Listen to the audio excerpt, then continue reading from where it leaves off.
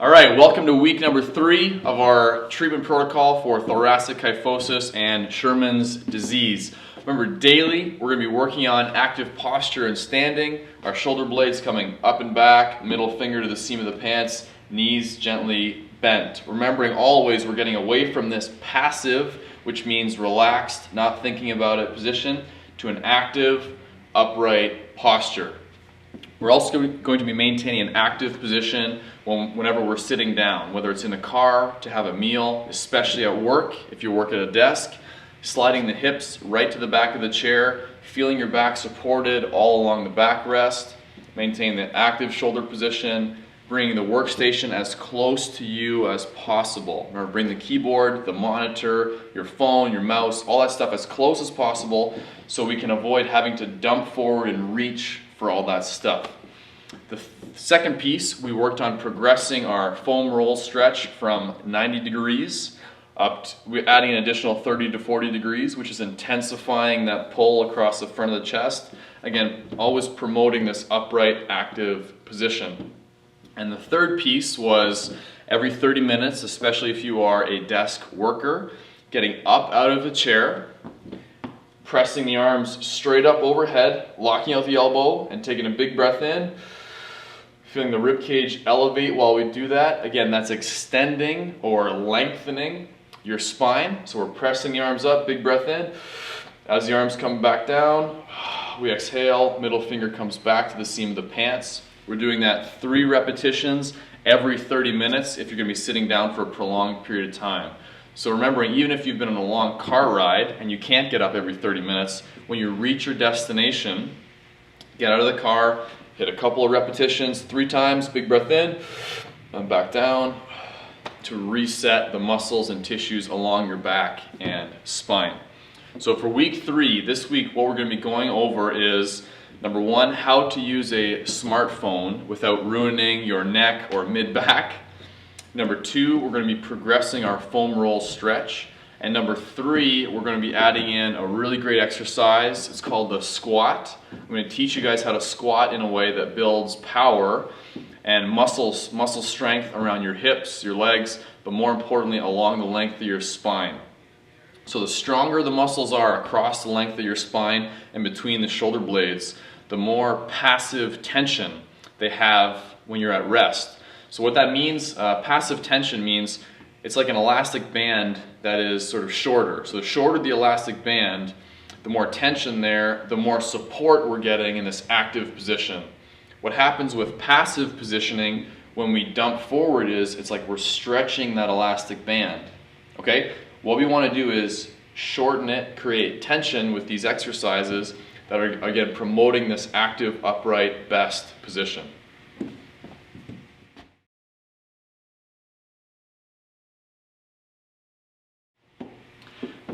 All right, homework piece number 1 this week. If you own and operate a smartphone, which most of us do now, it's really important to be conscious and aware of the position you're in when you use it. Now, for homework, I want you guys to be watching other people using their phones. This is going to be for you too. What you'll find is people typically will hold the phone below the chest, right around the navel, and dump forward and look at the screen. So what this is doing while I'm working here, again, my shoulders have tipped forward, my head is in an awful position, and what's happening is as people use their phones more and more and more, it's more time spent in this poor position. So what do we do to fix it? We have to make it active. Again, that means we're contracting musculature to get into a best possible position. So option number 1, what I'd like you to do is bring the shoulder blades up and back, head up tall, and then when you look at the screen, use your eyes and not move your whole head. So I'm getting my shoulder blades up and back, head tall. I'm going to look down at the screen using my eyeballs, angling downwards, and not dumping my whole head into the screen. Okay, this is option 1.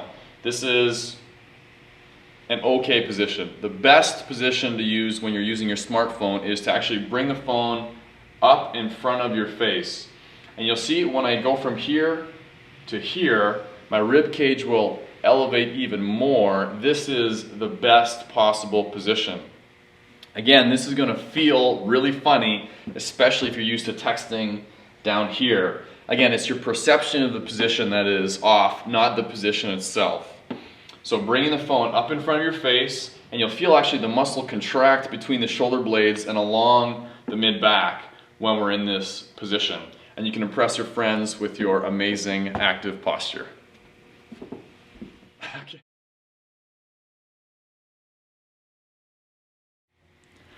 All right, homework piece number 2, we're going to be progressing the stretch on the foam roll. So by this point in the protocol, your head should be able to lay down essentially flat on the foam roll, or at least closer to flat than you were before.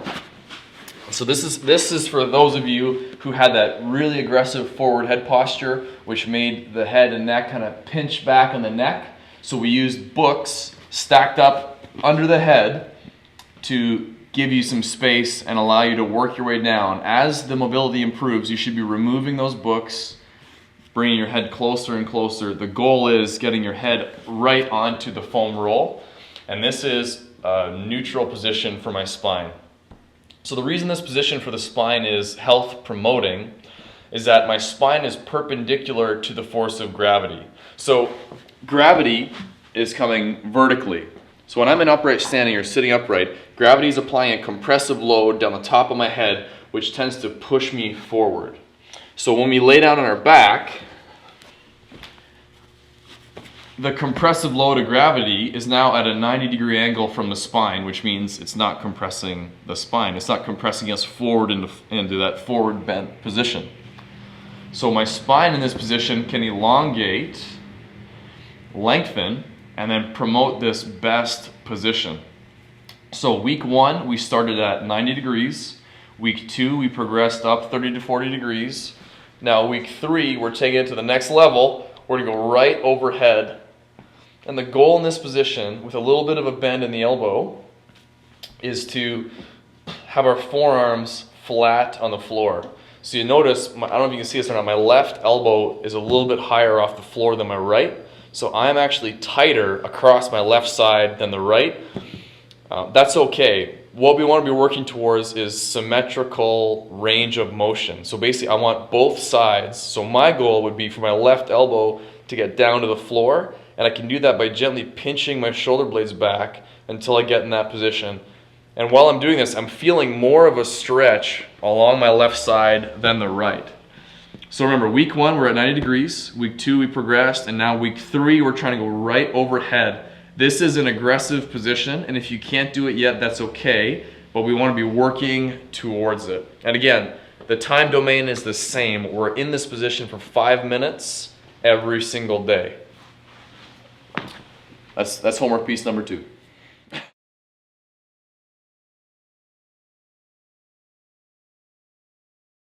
All right, homework piece number 3. I'm going to teach you guys how to do a squat. This is a great compound exercise. What a compound exercise is it means we're using multiple joints at the same time, activating a whole lot of muscle tissue, getting a great strengthening response across the body, specifically across the back and shoulders. That's where this is going to be functional for us in reducing thoracic kyphosis and Sherman's disease.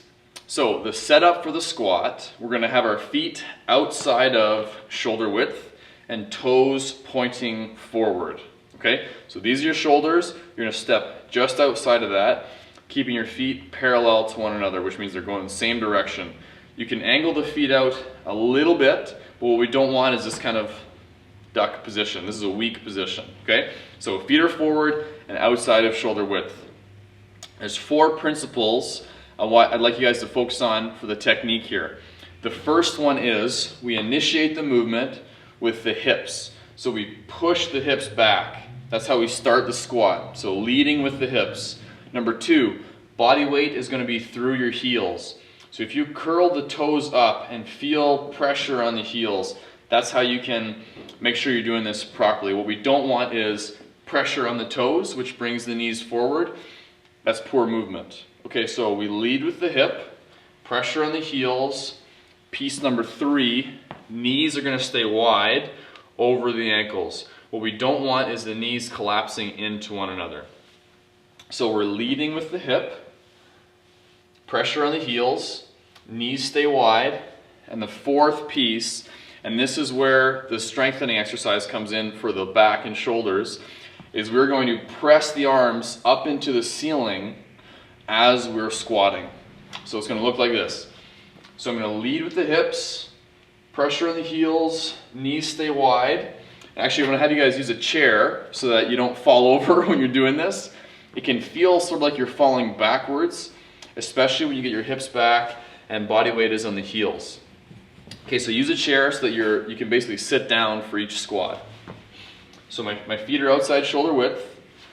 I'm going to lead with my hips, body weight's on my heels, my knees stay wide. I'm going to press my arms up into the ceiling. I'm going to let myself sit down on the edge of the chair and then come back up. And as I stand, I'm going to finish in that active upright position. You notice middle finger at the seam of my pants, shoulder blades up and back. So I'll show you a few of these. So I'm leading with the hips, pressure on the heels, knees stay wide, and then stand, back down, stand. Really important, guys, at the bottom position of the squat, that's when you should be pressing the arms as hard as you can up into the ceiling. So as I squat down, I'm pressing up, up, up, up, up, and when I do this, I'm feeling those muscles contract like crazy along the length of my spine. You should feel a really solid contraction along the length of the back, and then we stand in our active position. Homework for this is going to be 3 sets of 5 squats. So you're going to do 5 squats, take a 30-second rest, do 5 more, rest for 30 seconds, do 5 more. Again, this will be once per day, every day. Again, you may feel some muscle soreness in the thighs, in the groin, maybe in the buttocks, again, along the length of your spine. That's okay. As you get stronger, you're going to feel less and less of that. Okay guys, week 3 wrap up. We've learned now how to hold a smartphone to promote this upright position. Again, all of the positions we're using now are going to be active, which means we're thinking about it. So when we're in standing, we're bringing the shoulder blades up and back, middle finger to the seam of the pants. When we're in sitting, if it's in the car, using the headrest, at our desk at work, or on the computer at home, bringing the station close to us, hips to the back of the seat, active shoulders. And that's the key word here, is active. We're thinking about it, we're contracting muscles to support this best position. We progressed the foam roll stretch to fully overhead. Again, promoting that full extension and lengthening of the spine, mobilizing the muscles, making them longer across the front of the chest, which makes it easier for us to maintain this active position. And the third piece we added in the squat, 3 sets of 5 squats each day. In between those sets, we're resting for 30 seconds. As we've gone through this protocol, we're in week 3 now. This should start becoming a daily habit as opposed to, a forced kind of effort. What we're doing is we're building into our everyday position, everyday movement. The more conscious and aware you are of your posture and your movement, we can avoid musculoskeletal pain and dysfunction and really maximize your quality of life through good position and good movement. So stick with us into week 4, and we're going to go over some advanced concepts and principles.